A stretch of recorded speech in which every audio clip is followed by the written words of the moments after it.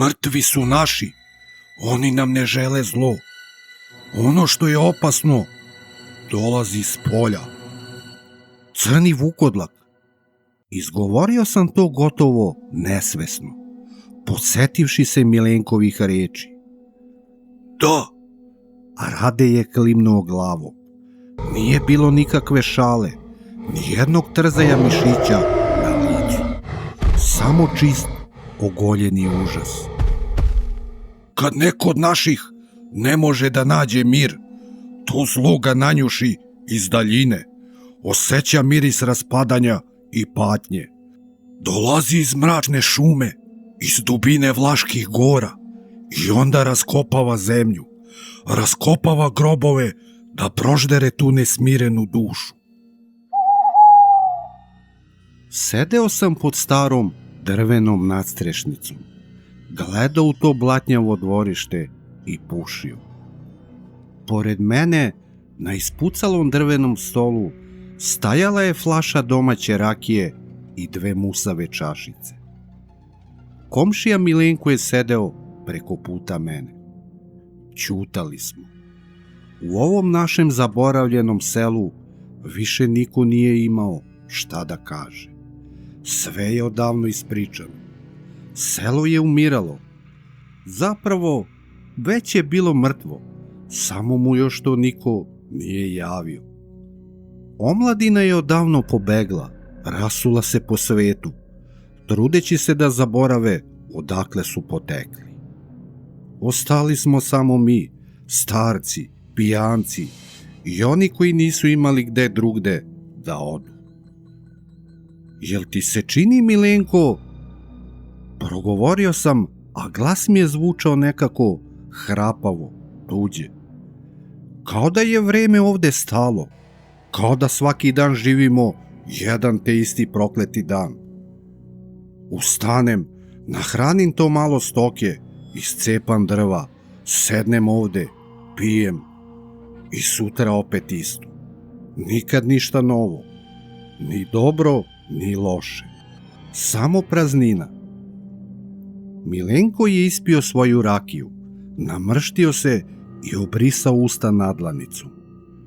Njegove oči su bile crvene, umorne od godina i lošeg života. A šta bi ti hteo, Bogdane? Da nam sleti avion u dvorište? Ćuti i trpi.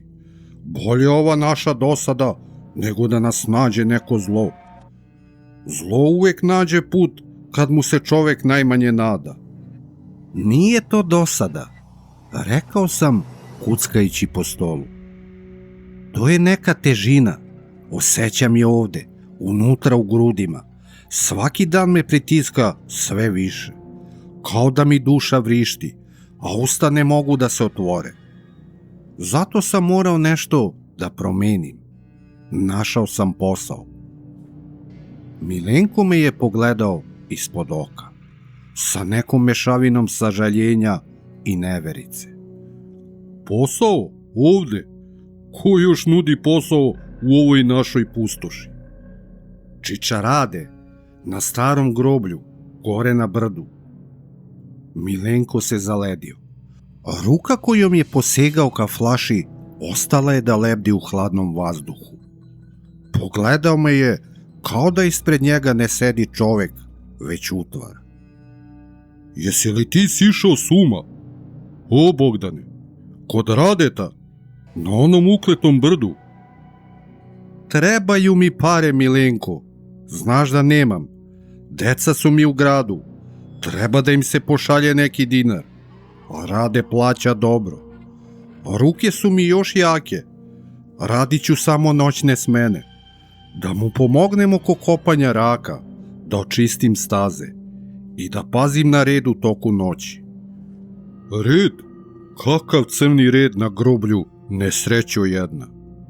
Milenko je počeo da se znoji, iako je napolju bila hladnoća koja se uvlačila pravo u kosti. Nagnuo se preko stola i utišao glas u šapat, kao da se plašio da će nas neko čuti. Bogdane, tamo noću nije bezbedno. Nisu to samo babske priče za decu. Znaš i sam da ljudi izbegavaju taj deo šume čim sunce zađe. Čuje se zavijanje, vrištanje iz zemlje. Kažu da se po onom mraku vuku stvari koje ne bi smele da hodaju po ovom svetu. Prazne priče. Odmahnuo sam rukom, sipajući sebi još jednu čašicu. Rakija mi je opekla grlo, ali nije oterala onu hladnoću iz grudi. Mrtvi ne mogu ništa, bre. Leže pod zemljom i ćute, a živih se ne plašim. Imam sekiru, imam mašov. Snaći ću se. Nisu mrtvi problem. Nastavio je Milenko, a glas mu je drhtao. Problem je ono što dolazi da ih obilazi. Crni vukodlak, Bogdane. Staro zlo. Prokletinja koja noću silazi sa planine i kopa po svežim humkama. Traži krv. Ne idi tamo. Ko Boga te molim. Ostani ovde. Pi. Bolje da umreš od rakije nego od straha u onom mraku. Nisam ga poslušao. Te večeri, kada je sunce počelo da pada iza crnih, golih brda, obukao sam stari, debeli kaput, navukao gumene čizme i krenuo uzbrdo. Put do starog groblja je bio strm i zarastao u trnje. Blato mi se lepilo za čizme, otežavalo svaki korak. Vetar je počeo da zavija kroz granje, noseći sa sobom onaj prepoznatljivi miris zapaljenog drveta i nečeg trulog. Što sam više išao, selo je ostajalo dole, utopljeno u maglu, sve dok nije potpuno nestalo iz vida. Ostao sam sam, ja i šuma. Gvozdena kapija groblja ukazala se u polumraku. Bila je ogromna, zarđala, nakrivljena na jednu stranu. Čim sam je gurnuo, zaškripala je tako prodorno da mi se zvuk urezao u mozak. Zastao sam na ulazu. Prizor ispred mene ledio je krv u žilama. Staro groblje bilo je nepregledno. Stotine nakrivljenih drvenih krstova i zaraslih kamenih ploča stajalo je u tišini. Neki grobovi bili su toliko stari da su se pretvorili u obične humke prekrivene mahovinom. Izgledalo je kao da ih je zemlja napola progutala. Između grobova su se vukli pramenovi guste magle, kao duhovi koji puzaju po zemlji. Krenuo sam polako uskom stazom, pazeći gde stajem. Tišina je bila neprirodna. Nije se čuo ni cvrčak, ni sova, ni šuštanje lišća. Samo moj teški dah i zvuk čizama koje gaze po mokroj zemlji. Na samom kraju groblja, pored male oronule kapele, gorelo je žuto svetlo. Tu je bila čuvarska kućica, mala drvena straćara, iz čijeg je limenog odžaka izlazio tanak trag dima. Prišao sam i pokucao na drvena vrata. Vrata su se otvorila, a na pragu je stajao Čiča Rade. Izgledao je tačno onako kako su ga meštani opisivali. Nizak, poguren starac, lice izboranog kao kora starog oraha. Njegove oči su bile neobično bistre, gotovo prozirne u mraku. U ruci je držao staru petrolejku. Ono što me je odmah uznemirilo bio je njegov izraz lica. Na ovakvom jezivom mestu usred ničega on se osmehivao, široko, mirno, kao da je dočekao starog prijatelja na slavi. "O, Bogdane!" rekao je tihim, mirnim glasom. "Čekao sam te, uđi, hladno je napolju za vas žive." Ušao sam u tu njegovu kućicu, Unutra je bilo zadimljeno, smrdelo je na jeftin duvan i neki čudan miris koji me je podsjetio na tamjan, pomešan sa ustajalom zemljom. Na stolu je stajao stari fenjer, pored njega flaša sa nekom žutom tečnošću i debela sveska sa ispucalim koricama. Rade mi je rukom pokazao da sednem na drvenu klupu pored peći, a on se smestio preko puta. Dugo me je gledao, nije skidao onaj svoj blagi, jezivi osmeh sa lica. Od tog osmeha mi se dizala kosa na glavi. Bilo je nečeg bolesnog u tom miru. Milenko ti je svašta napričao, ha? Upitao me je, a oči su mu zaiskrile. O ukletom brdu, o stvorenjima i šume, svi u selu pričaju. Odgovorio sam, trudeći se da mi glas ne drhti. Zato niko i ne dolazi ovamo bez preke potrebe, samo kad moraju nekog da zakopaju.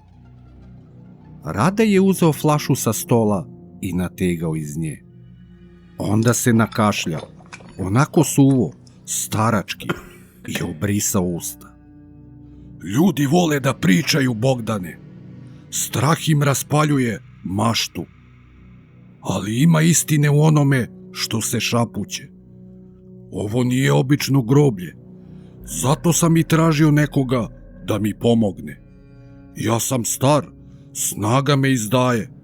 Ne mogu više sam sa njima. Sa kime?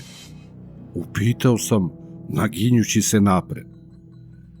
Rade je pokazao rukom prema prozoru, prema onom moru krstova i spomenika. Sa mrtvima, Bogdane, sa onima koji ne spavaju. Zaledio sam se. Mislio sam da ću se nasmejati, da ću mu reći da ne slušam praznoverne priče. Ali reči su mi se zaglavile u grlu. Način na koji on to izgovorio, bez imalo šale, kao da je govorio o vremenskoj prognozi. Izazivao je neopisivu jezu. Grob nije uvek konačno odmorište. Nastavio je čičarade, spuštajući glas. Ponekad zemlja ne može da smiri onoga ko legne u nju. Oni koji su ostavili neku muku na ovom svetu, neku nepravdu, tugu za decom ili dug koji nisu vratili, oni ne spavaju mirno. Vraćaju se. Progutao sam pljuvačku. Šta pričaš to, čoveče? Hoćeš da mi kažeš da mrtvaci ustaju? Ne kako ti zamišljaš. Ne kao zombiji iz onih filmova. Ne, oni se bude jer moraju. Duša im se kida. I onda krenu. Izlaze noću. Pomaranje im smiri misli. Šetaju stazama. Stoje pored svojih grobova. Neki odu dole prema selu. Traže ono što su ostavili. Zamislih Milenka kako noćima sedi sam na svojoj terasi. Pomislih na prazne ulice našeg sela, na pse koje ponekad noću laju bez razloga. Zato si ti tu, da paziš na red. Ne smeš da ih diraš, niti da s njima razgovaraš. To je najvažnije pravilo. Ne slušaj ih. Ako ih poslušaš, uvući će te u svoje jade. Pusti ih da odrade svoje, pa ih pre zoru blago podsjeti da se vrate nazad.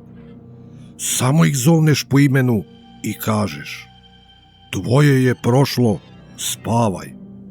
Oni će te poslušati. Sve je ovo zvučalo kao bunilo ludaka, ali onaj čudan osjećaj težine u mojim grudima, onaj nemir, postajao je sve jači. Kao da je nešto ispod moje kože reagovalo na Radetove reči. Ali to nije sve. Rade se uzbiljio, a osmeh mu je nestao sa lica. Mrtvi su naši, Oni nam ne žele zlo. Ono što je opasno dolazi s polja. Crni vukodlak. Izgovorio sam to gotovo nesvesno, podsetivši se Milenkovih reči.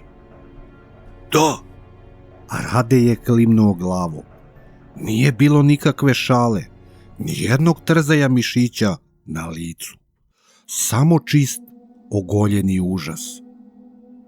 Kad neko od naših ne može da nađe mir, to zlo ga nanjuši iz daljine, osjeća miris raspadanja i patnje. Dolazi iz mračne šume, iz dubine Vlaških gora i onda raskopava zemlju, raskopava grobove da proždere tu nesmirenu dušu. Rade je ustao sa klupe, otišao je u ugao kolibe tamo gde je bio polumrak i izvukao nešto iz ćoška. Bio je to veliki, težak ašov lopata sa masivnom metalnom držkom i veoma oštrim ivicama. Izgledalo je kao strašno oružje. Spustio ga je na sto predamnom. Zvuk metala koji je udarao drvo presekao je tišinu u kolibi poput pucnja. Sinoć smo sahranili nekog nesrećnika na krajnjem severu, gore u samu ogradu šume. Govorio je Rade brzo, glasom punim napetosti. Nisam uspeo noćas da zatrpam kako treba. Osjećam ga, zver je noćas tu, čujem je, grebe po zemlji. Moramo to zaustaviti. Šta ja da radim sa ovim? Gledao sam tupo u gvozdeni alat pred sobom. Ideš tamo, sada. Zver ga nanjušila. Ako mu prokletinje oskrnavi grob, duša mu nikad neće naći mir. Večno će vrištati kroz drveće. Zver se plaši hladnog gvožđa, a ti si mlad, snažan. Užas me je paralizovao. A Rade mi je rekao da idem na najmračniji deo groblja. Da napadnem stvorenje o kojem niko pri zdravoj pameti ne bi ni razmišljao. Hteo sam da ustanem, da kažem da ovo nije za mene, da ostavim lopatu, vratim se u selo, napijem se sa Milenkom i zaboravim na ovo. Ali onda me je Rade pogledao onim svojim prozirnim očima i izgovorio reči koje su me zakovale za mesto. Znam da te je strah, Bogdane. Za običnog čoveka bi ovo bila čista smrt, siguran kraj. Ali ti ne smeš da se bojiš. Nagnuo se blizu mene, šapatom završivši. Nemaš čega da se plašiš, Bogdane. Ti si naš. Nisam imao vremena da razmislim o tim rečima. Zvuk je došao s polja, jeziv, mukli zvuk grebanja zemlje, nokti po smrznutoj ilovači i duboko, gorko, životinsko režanje koje se čulo kroz mrak. Zver je bila gladna. Nisam ni shvatio u kom trenutku sam zgrabio onu tešku gvozdenu lopatu. Instinkt je preuzeo kontrolu nad mojim telom. Izašao sam iz tople, zadimljene kolibe pravo u ledenu noć. Vrata su se za mnom uz tresak zatvorila, odsekavši me od jedinog izvora svetlosti. Magla je sada bila još gušća, mlečno bela, lepljiva, vukla se oko mojih čizama kao živo blato. Svaki moj izdisaj pretvarao se u gust oblačić pare. Krenuo sam ka severnom zidu groblja. Ruke su mi drhtale, a metalna držka lopate hladila mi je dlanove sve do kosti. Što sam dublje ulazio u mrak starog groblja, to je tišina bivala sve neprirodnija. Prestao je čak i vetar da duva. Nije bilo ničega, samo onaj gnusni zvuk koji je dopirao sa kraja brda. Zvučalo je kao da neko kopa golim rukama, ali prebrzo, previše snažno. Ilovača je letela na sve strane. Uz taj zvuk mešao se i smrad. Prvo blag, a onda sve jači. Smrad pokvarenih jaja, trulog mesa i mokre, prljave psetine. Želudac mi se okrenuo. Morao sam da stavim ruku preko usta i nosa da ne povratim. Zastao sam iza jednog velikog crnog mermernog spomenika. Preko ivice kamena virio sam ka ogradi od kovanog gvožđa. Tamo, na tek iskopanoj, svežoj humci, nešto je čučalo. Moja krv se u sekundi zaledila. Mozak je odbio da prihvati ono što oči vide. Bilo je to ogromno, mnogo veće od bilo kog vuka ili medveda. Leđa su mu bila pogrbljena, prekrivena gustom crnom dlakom koja je izgledala kao da je ulepljena krvlju i blatom. Ruke, ili bolje reći prednje šape, bile su neprirodno duge, a na njihovim krajevima svetlucale su se kandže dugačke kao kosački srpovi. Kopalo je po svežoj zemlji silinom koja bi prepolovila čoveka. Kamenčići su leteli na sve strane, udarali u okolne krstove. A onda stvorenje je iznenada stalo. Ukočilo se usred pokreta. Njuška mu se podigla u vazduh. Ogromne, uspravne uši su se trzale. Osetilo me je. Nanjušilo je moj strah, moj znoj, moju dušu. Polako, u zvuk krckanja kostiju, okrenulo je glavu prema meni. Dva užarena, krvavo crvena oka probila su manu. Nije to bio pogled životinje. Životinja u očima ima prazninu ili glad. Ovo stvorenje je u očima imalo mržnju. Čistu prastaru mržnju i pakost. Zver iz Vlaških gora. Crni vukodlak o kojem su nam babe šaputale kad smo bili deca, preteći nam da ne idemo u noć. Mislio sam da su to bajke za plašenje dece. Ali sada je ta bajka stajala na samo 10 metara od mene i iz keženih čeljusti zurila mi pravu dušu. Iz grla te nemani otelo se duboko potmulo režanje od kojeg je zemlja pod mojim nogama počela da vibrira. Odlazi! Proderao sam se, nadajući se da će mi glas zvučati hrabro. Zvučao je jadno, prekinut strahom. Podigao sam lopatu kao oružje. Odbij, prokletinju! Zver se nije ni trgao. Umesto toga, polako se uspravila na zadnje noge. Bila je visoka skoro 3 metra. Mrak je kao plašt padao sa njenih ramena. A onda se desilo ono najgore. Skočila je, nije trčala, nije hodala. U jednom jedinom skoku, poput ogromne crne senke, prešla je razdaljinu od groba do mene. Osetio sam udarac koji me je izuo iz čizama. Nešto teško kao stena obrušilo se na moje grudi. Odbacio sam se unazad, udario leđima o spomenik i sručio se u blatnjavu travu. Lopata mi je ispala iz ruku. Vazduh mi je izbijen iz pluća. Iznad mene se nadvila ogromna čeljust iz koje je kapala gusta pljuvačka, smrdeći na lešinu i trulež. Pokušao sam da se odgurnem, ali zver mi je zarila svoje džinovske kandže pravo u grudi. Osetio sam kako mi probija debeli kaput, kako cepa košulju, a onda kako prolazi kroz meso, lomeći mi rebra kao suve grančice. Kriknuo sam. Bio je to krik čoveka koji se oprašta od života. Bol je bio nezamisliv. Osjećao sam kako me mrak guta, kako mi život curi na tu mokru grobljansku zemlju. Zver je otvorila usta, spremajući se da mi odgrize glavu. U posljednjem trzaju očaja napipao sam u blatu onu gvozdenu dršku lopate. Skupio sam zadnji atom snage, zažmurio i zamahnuo naslepo prema onoj odvratnoj zubatoj njušci.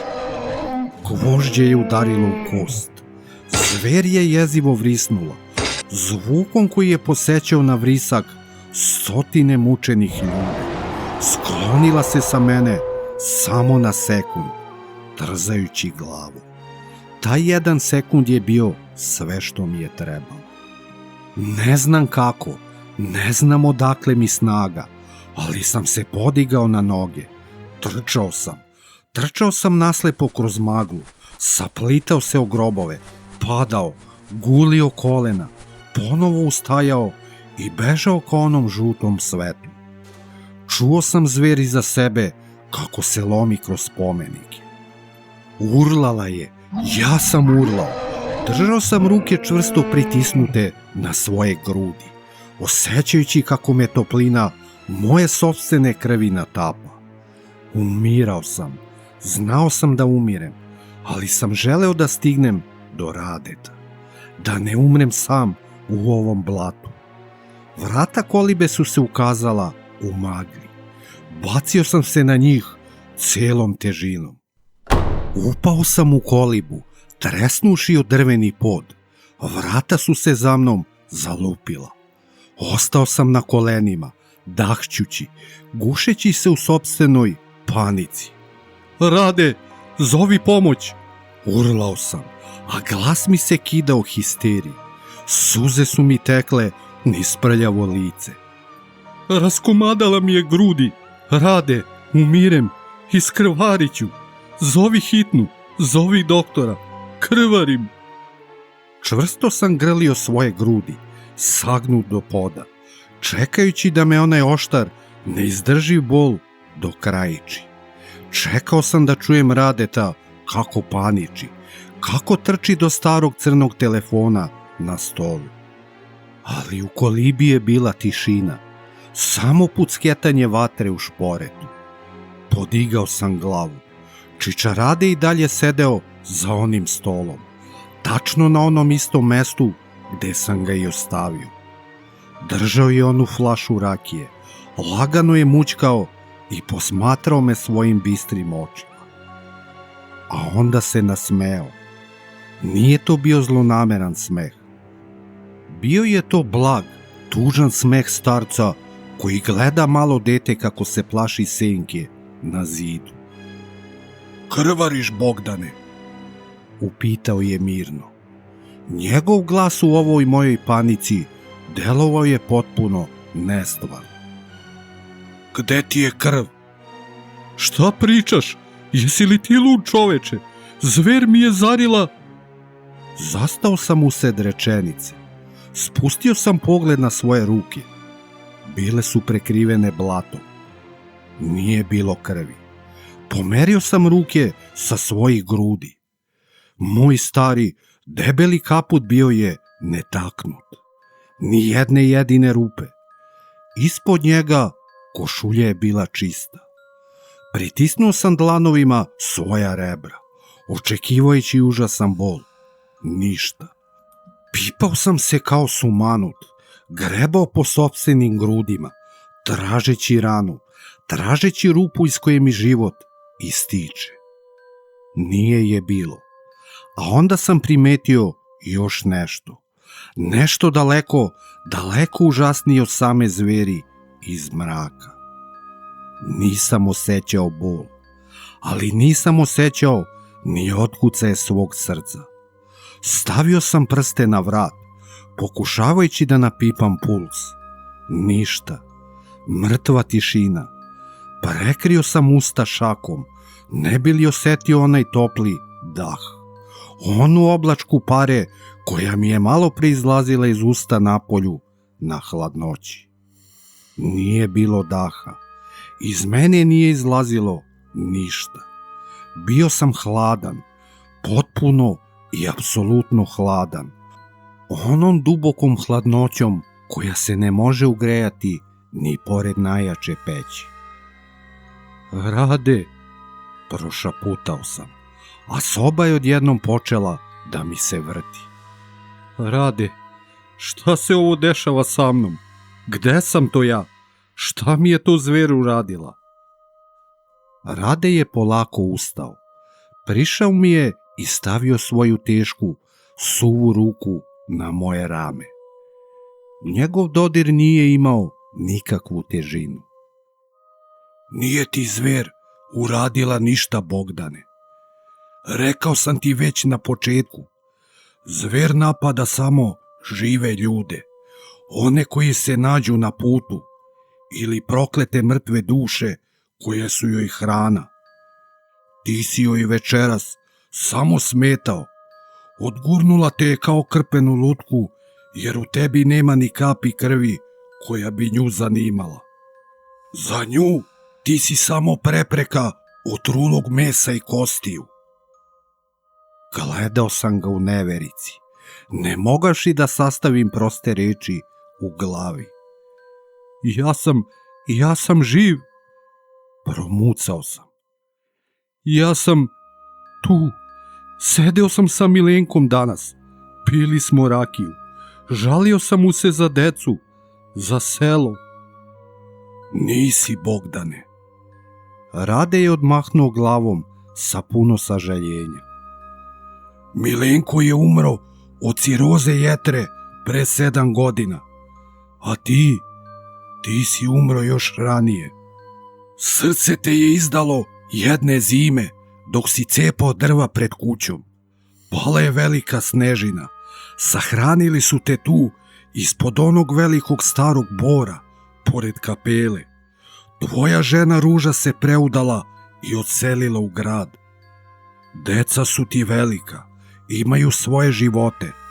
Ne šalju ti oni pare, niti im tvoje pare trebaju. Ti nemaš dugove, Bogdane. Nemaš više nikakve probleme. Lažeš! Vrisnuo sam, ustuknuvši unazad. Pokušao sam da lupim pesnicom o pod, da dokažem da sam stvaran, ali ruka mi je samo tupo odzvonila. Znam šta osjećam, znam svoj život. To što ti osjećaš. Rade me je pogledao pravo u oči, a njegov glas je sada zvučao nekako dublje, kao da dolazi iz same zemlje ispod nas. Je tajna ovog groblja. Znaš li zašto se mrtvi ne sećaju svoje smrti čim se probude? Zato što ih grob štiti. Rade je pokazao prstom kroz prozor, prema nepreglednom moru krstova, utopljenih u maglu. Kada zaklopite oči i kada se spusti onaj teški sloj ilovače preko vas, nastupa mrak. Ali mozak nekih ljudi odbija da stane, odbija da pusti svoje muke, svoje brige o novcu, selu, deci.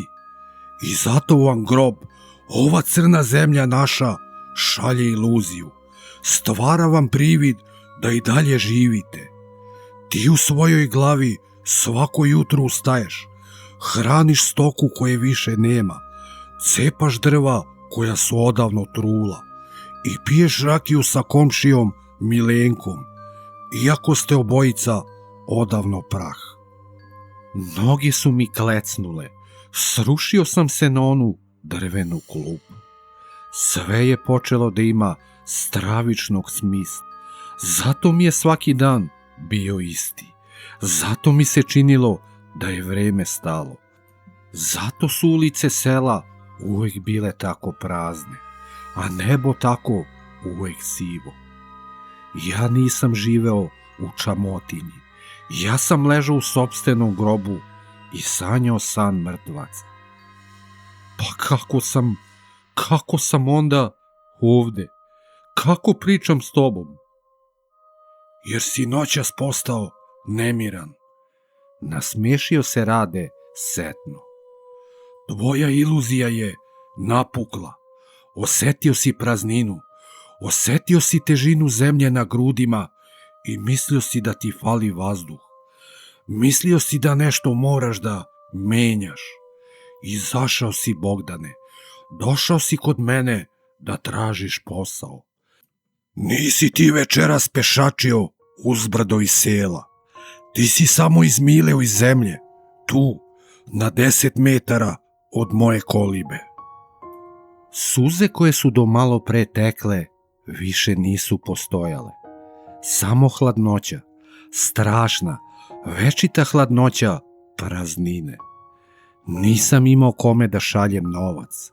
Nisam imao kome da se vratim. Moje telo je bilo trulo. Rade je polako ugasio petrolejku. Mrak u kolibi postao je gust i prijatan. Nije više delovao strašno. Prišao mi je, sagnuo se, podigao sa poda onu gvozdenu lopatu i stavio mi je u ruku. A sad, Bogdane, umorio si se. Pusti brige. Nema šta više da se radi. Zemlja te čeka. Izađi napolje. Idi do onog bora, uzmi ovaj ašov i popravi svoju raku. Lezi. Kad legneš i zatvoriš oči, opet ćeš biti pred svojom kućom, sa Milenkom. Samo se opusti i prepusti snu. Vreme je da spavaš, komšija. Uzeo sam lopatu u ruku. Nije više bila teška. Nije bila ni hladna. Izašao sam napolje u maglu. Nije me više bio strah mraka. Nije me bio strah vukodlaka. Zato što su čudovišta opasna samo dok imate šta da izgubite. A ja sam svoje izgubio još onog snežnog dana, pre 12 dugih zima. Otišao sam do velikog bora. Zemlja je tu bila raskopana, crna kao beskraj. Gledala me je, a ja sam je razumeo. Pustio sam lopatu da padne. Spustio sam nogu u hladnu jamu, legao u vlažnu ilovaču, prekrstio ruke na grudima i sklopio oči. Čekao sam da opet zamiriše rakija.